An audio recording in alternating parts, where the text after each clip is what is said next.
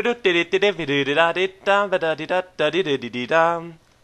hey there everyone, this is Raukau, and actually this is post-production texting thing. Yeah, one simple reason. For some reason, after I had recorded this, the soundtrack was filled with popping and bopping and all sorts of weird things going on that I cannot simply explain. The sound quality was atrocious. This is called Diving in Lightning's Green Switch, where we get electrocuted. I'm not used to post-producting, so I really don't know how this is, but I don't have a choice because the sound was just horrible. And I planned on restarting the whole thing, except after I did the green switch palace here, it saved to RAM, so I couldn't do anything. Yeah, this was a big old bunch of problems, and there's a dead blueberry. It is all filled with doom and vitriol, and there is, as ever, the friendly Vip in coins. But yeah, and also, just to add things, this seems like 5 minutes because it's only half a thing, because Mangrove, well, the last level I played this morning ended up being way longer than it should have been. Like even just normal lengthwise, so I'd had to split in two.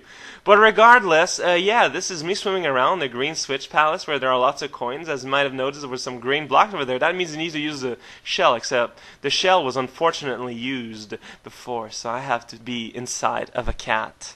That is the dream of many a person. And for those people, I would ask you to stay away. So yeah, this is Raukau in post-production shenanigans, and it's very, very weird, and I don't think I like it. It's just that otherwise it would be impossible to showcase this glorious switch palace filled with water that is green. Yeah, it does not harm you, even if it is green, even if it is filled with, for some reason, some blueberries.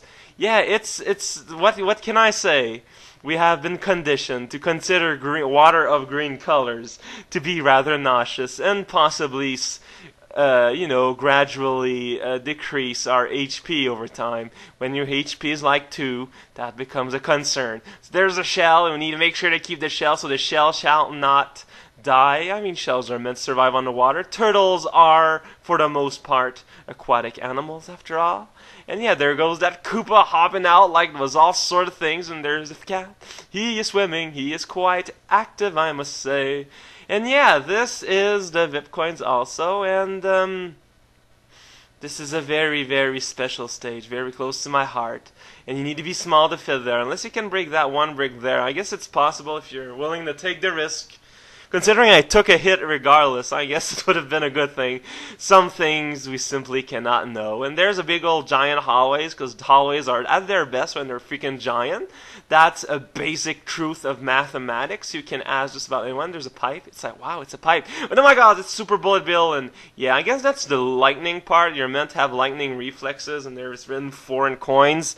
But I guess if you stop to smell the roses, you realize that curiosity sometimes does not kill any cats, but rather preserves lives.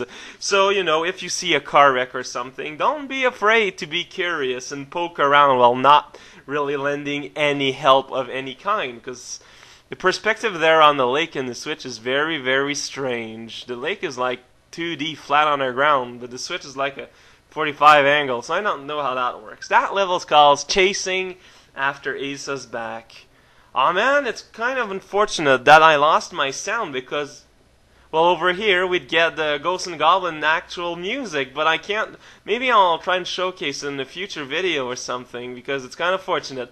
Anyway, this level is all about fending the undead, which is identical to the living, so it's kind of fortunate for the spriters, I have to say.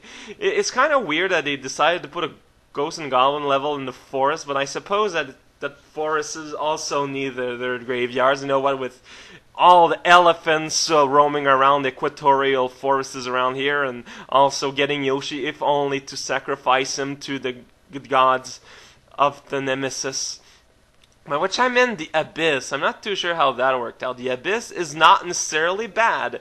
Just because it's a dark, empty void of nothingness, probably filled with monsters, doesn't mean you must fear it. You must embrace it and stuff your face down with it and filling your yummy little cheeks as preserves for the winter. There's some little undead plants. They are the plants that have been dead but brought alive again by arcane botany. Beware the arcane botanic arts, people. Well, I guess this was raocow playing post-apocalyptic production on Vip4, and join me later today where I'm gonna re-narrate the second half. It's gonna be it's gonna be pretty forgettable, I suppose. See you guys, I guess. Question mark.